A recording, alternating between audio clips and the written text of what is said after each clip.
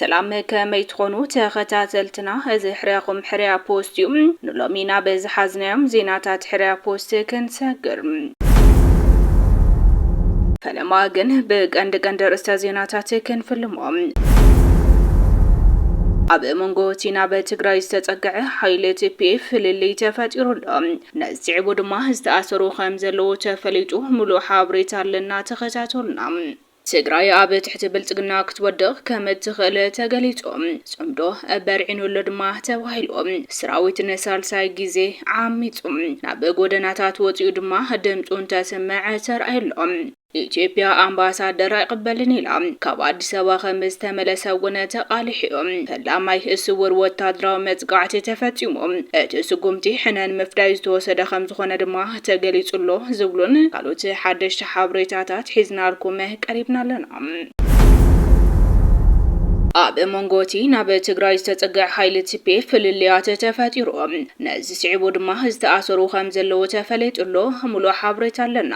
ኣብ መንጎቲ በሸነኽ ዓፋር ኣብ ዝሓለፈ ሰሙን ናብ ደባት ትግራይ ዝተጸግዐ ብሓይሊ ሰላም ትግራይ ዝፍለጥ ዕጡቕ ሓይሊ ፍልልይ ተፈጢሩ ቁጥሮም ዘይተነጸሩ ዕጡቓት ከም ዝተኣሰሩ ተቃሊሑሎም ምንጭታትና ከም ዘረጋገጽዎ ሓደ ካብ ኣዘዝቲ ናይቲ ዕጡቕ ገብረ ገርግስ ዕንዳይ ሰራዊቱ ኣኪቡ ካብሎ ናብ ሰራዊት ትግራይ ዘለዎ ድፋዕ ክንቀሳቀስ ኢና ኢሉ ኩሉ ዕጡቕ ነዚ ክዳለለዎ ዝብል መልእኽቲ ከም ዝሕለፈ ሓቢሮም ምንጭታትና ከም ዘረጋገጽዎ ሓደ ካብ ኣዘዝቲ ናይቲ ዕጡቕ ገብረ ገርግስ ዕንዳይ ሰራዊቱ ኣኪቡ ካብሎሚ ናብ ሰራዊት ትግራይ ዘለዎ ድፋዕ ክንቀሳቀስ ኢና ኩሉ ዕጡቕ ነዚ ክዳለለዎ ዝብል መልእኽቲ ከም ዝሕለፈ ሓቢሮም ሕዚ ኣብ ቅድሜና ደው ዝብል ሰራዊት TDF የለን ኣብ ዝሓፀረ ግዜ እዋን ዝፈረሰ ምምሕዳር ናብ ቦታኡ ክንምልሶ ኢና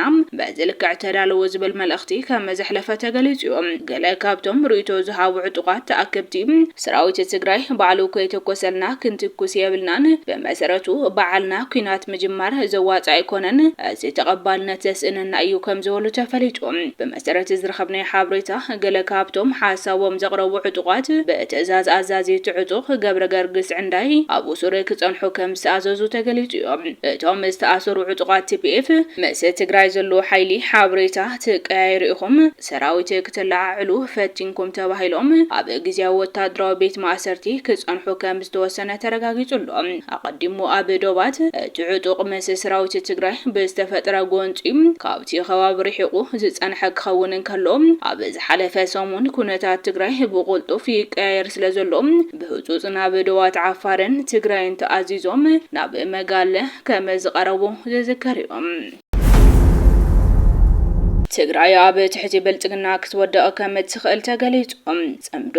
በርዒኑ እዩ ተባሂሉሎም ትግራይ ኣብ ክንዲ ናይ ባዕላ ነፃ ውሳነታትን እስትራቴጂን ተውፅም ኣብ ኢድ ብልጽግና ሙሉእ ክትወድቕ ትኽእለሉ ዕድል ዝለዓለ ከም ዝኾነ ላዕለዋይ ኣመራርሓ ውናት ገብረ ስላሴ ኪሮስ ኣጠንቂቖም ውሽጣዊ ሓድነት ትግራይ ብሰንኪ ስሱዓት ጉጅለ ሕወሓት ዳርጋ ፈሪሱ ምባል ይከኣል ክብል እውን ጽሒፉሎም እቲ ብሽም ጽምዶ ዝፍለጥ ሽርክና ሃግረፍን ሕወሓትን ንግዜ ካብ ኩናት ናይ ምድሓን ስልቲ ከም ዝኾነን ዋና ሃንዳሲኡ ህግደፍ ከም ዝኾነ ጀመራር ሓውናት ኣቃሊሕዮም እዚ ጽምዶ እዚ ኣብ መሰረት ዘይብሉ ስምዒትን ናይ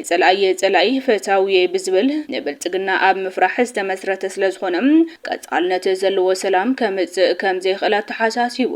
እቲ ላዕለዋይ ኣመራርሓ ወሲኹ ድማ ካብ ዕንክሊል ክትወፅእ እንተኮይና ጉጅለ ሕወሓትን ኮሚሰራቱን ክእለዩን ካብ ናይ ተላእኽቲ ፖለቲካ ሓራ ክትወፅእ ይግባእ ኢሎም ተወሳኺ ትግራይ ናይ ዋዕላ ጂኦፖለቲካዊ ረብሓ እተኽብረሉ ሳልሳይ መገዲ ክትኽተለ ከም ዝግባእ ተሓሳሲቦም ነዚ ንምትግባር ኩሎም ፖለቲካውን ሓይልታት ትግራይ ኣብ ሰናይ ግዜ ዝካየድ ናይ ስልጣን ንሕንሕ ንግዚኡን ጎኒ ገዲፎም ትግራይ ከም ብሄር ደው ኢላ ክትቐጽል ዝገብሩ ስርሒታት ክሰርሑ ከም ዝግባእ ኣብሪሂሎም ሰራዊትን ሳልሳይ ግዜ ዓሚጾም ናብ ጎደናታት ወጪኡ ድምጹ እንተስምዕ ድማ ተራእየሎም ኣብቲ ሓይልታት ትግራይ ፋኖን ሰራዊት ናጽነት ኦሮሞን ዝተኻየደ ኩናት ኣካሎም ዝጎደሉ ኣማይት ሰራዊት ኢትዮጵያ ተጠሊምና ብምዋል ናብ ጎደናታት ወጪኦም ድምጾም ከም ዘስምዑ ተሓቢሮም እቲ ስርዓት ኢትዮጵያ ኮረቻ ስልጣኑ ንምሓስ ክብል በሽም ሕጊ ምኽባር ናብ ኩናት ዘሳወሮም ኣሽሓት ሰራዊት ኢትዮጵያ ኣቀዲሞ መብጻዕ ዝኣተወሎም ናይ መንበርን ጥቕማ ጥቕምን ከም ዝጠለሞም እቶም ሰልፈኛታት ውግኣት ኩናት ይገልጾም ከምኡውን ኣብቲ ሰላማዊ ሰልፊ ወልዲ ናይቶም ፍቅዶ በረኻታትን ከተማታትን ኢትዮጵያ አንጻር ዝተፈላለዩ ሓይልታት እንትዋግኡ ዝሞቱ አባላት ሰራዊት ኢትዮጵያ መርድን ዘይቀበጹ አባላት ስድራን ከመዝ ተሳተፉ ተቃሊዑም ኣብ ሎሚ ኣብ ክልል ኦሮሚያ ከተማ ደብረ ዘይት ንሳልሳይ ግዜ ዝተኻየደ ዓመጽ ውግኣት ሰራዊት ኢትዮጵያ ቁጽሪ ተሳተፍቲ ይወስኽ ከም ዘሎን ናብ ካልኦት ከተማታት ኢትዮጵያ ከይሰፍሕ መንግስቲ ኣብ ስጋት ወዲቑ ሓይልታት ጸጥታ ልዑል ክትትል ክገብሩ ከም ዝኣዘዘ ይግለጸሉ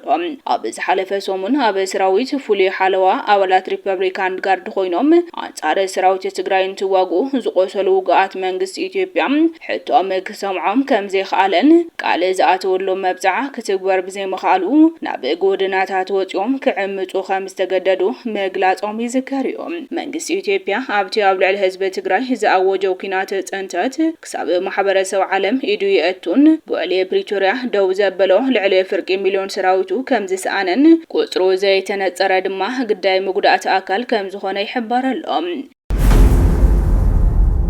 ኢትዮጵያ አምባሳደር ይቀበልን ኢላ ካብ አዲስ አበባ ከመዝተመለሰውን ተቃሊሑ ኢትዮጵያ አምባሳደር ሱዳን ዶክተር አብደል ጋኒም አልናይም አይቀበልን ኢላ ከም ዘባረረቶን ሚኒስተር ጉዳያት ወጻኢ ሱዳን በደብዳቤ ከም ዘፍለጠት ተገሊጹ እዚ ድሮውን ኣብ ዛሕቲሉ ዝጸንሐ ዝምድና ኣብ መንጎ ክልቲአን ሃገራት ዘሎ ፖለቲካዊ ወጥሪ ሰማይ ከዕርጎ ከም ዝኽእል ይገለጸሉ ኢትዮጵያ መጀመርያ ሹመት ናይቲ አምባሳደር ድሕሪ ምቅባላ ብዙሕ ከይጸንሐት ነቲ ፍቃድ ከም ዝሰረዘቶ ተቃሊዑ ገለ ማዕኸናት ዜና ሱዳን ድማ እቲ አምባሳደር ገና ናብ አዲስ አበባ ከይገሸ እንዳሃለወ ኣብ ካርቱም እንዳሃለወ ሚኒስተር ጉዳያት ወጻኢ ኢትዮጵያ ነቲ ሕቶ ከም ዝነጸጎ የቃልሓለዋ እዚ ዝምድና ክልቲአን ሃገራት እናተሓላለኸን እናዛሕተለን ይኸይድ ከም ዘሎ ዘርኢ ቁሉዕ ፖለቲካዊ መልእኽቲ ከም ዝኾነ ይሕበር ኣብ ዝሓለፈ ሰሙን ካብ ኢትዮጵያ ዝተበገሳ ዝበለን ክልተ ስትራቴጂክ ድሮናት ብሰራዊት ሱዳን ተሃሪመን ከም ዝተሓምሸሻ ዝገልጽ ሓበሬታ ምዝርጉሕ ይፍለጥ እዮም ሱዳን ኣብ ዝሓለፉ መዓልታት ካብ ኢትዮጵያ ከተማ ባህር ዳር ብዝተበገሳ ስትራቴጂክ ድሮናት ኣብ መዕርፎ ነፈርቲ ካርቱምን ሓደ ኢታኖል ፋብሪካ ተደብዲበም ነዚ ድማ ግብረ መልሲ ክህብየ ከም ዝበለት ይዝከር እዮም ፈላማይ ስውር ወታደራዊ መጥቃዕቲ ተፈጺሙሎም ተስጉምቲ ሕነን መፍዳይ ዝተወሰደ ከም ዝኾነ ድማ ተገሊጹ ሱዑድ ዓረብ ኣብ መሬት ኢራን ምስጢራዊ ደብዳብ ነፈርቲ ከም ዘካየደ ተፈሊጡ ሱዑድ ዓረብ ንፈለማ እዋን ቀጥታ ወታደራዊ መጥቃዕቲ ኣብ ልዕሊ መሬት ኢራን ከም ዝጀመረት ሰበስልጣን ምዕራባውያንን ኢራንን ገሊጾም ክብል ሮይተርስ ሓቢሩሎ ሱዑድ ዓረብ ነዚ ስጉምቲ ዝወሰደት ነቲ ኣብ ማእኸላይ ምብራቕ ዝካየድ ዘሎ ኩናት ስዒቡ ኣብ ልዕሊ መሬታ ንዝተፈጸመ መጥቃዕቲ ምላሽ ንምሃብ ምዃኑ ተገሊጹ እዚ በጥብቂ ሚስጥር ዝተሓለወ መጥቃዕቲ ኣብ መወዳእታ ዝሓለፈ ወርሒ መጋቢት ዝተፈጸመ ኮይኑ